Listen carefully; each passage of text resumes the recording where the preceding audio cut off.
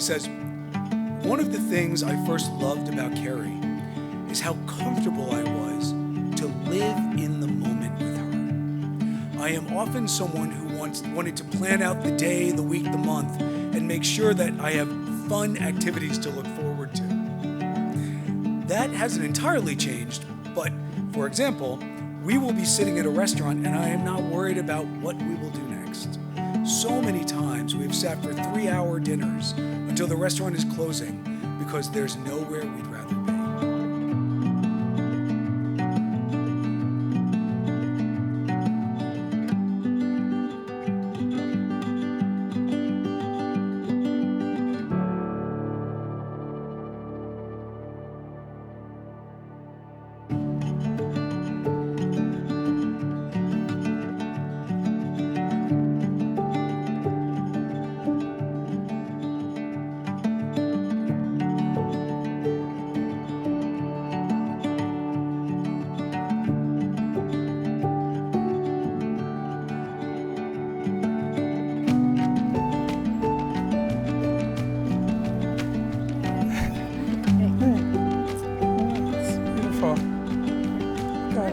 I love it.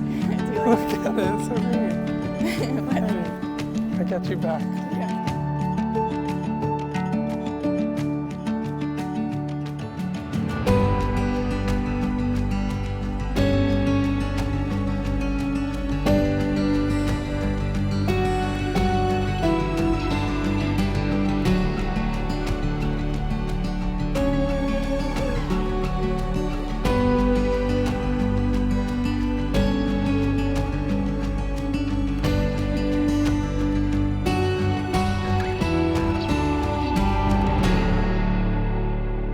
Together, it's not about getting there, but about the journey. And so here we are in this powerful moment on your journey. And of course, you don't have to be far away. All you need to be, and you know this, I read it, is together, surrounded by people who love you. That's, where else do you need to be?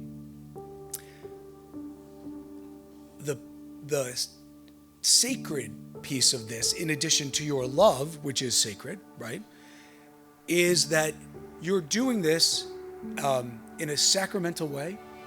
And so there's a little bit of theology around it. The journey now that you take, is no longer a singular one, but two become one, right? You've been living separate lives, and now, in God's eyes, you become one entity.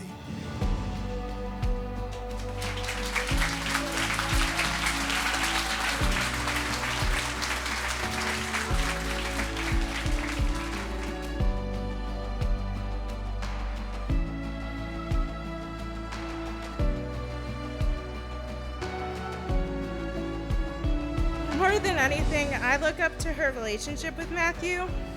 I have never seen two people more perfect for one another and happier to be with one another.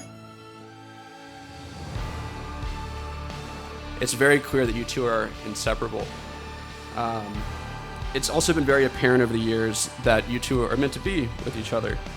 You're some of the brightest people I know, and you both approach life in a very matter-of-fact and optimistic way, and more than anything else, you're extremely loyal to one another. I think it's a great quality to have. And I guess, I'm not sure, you're supposed to give advice to these things, but I have no advice for them other than to just keep doing what you're doing, and just, stay making each other, your first priority, and stay being patient with each other and being there for each other.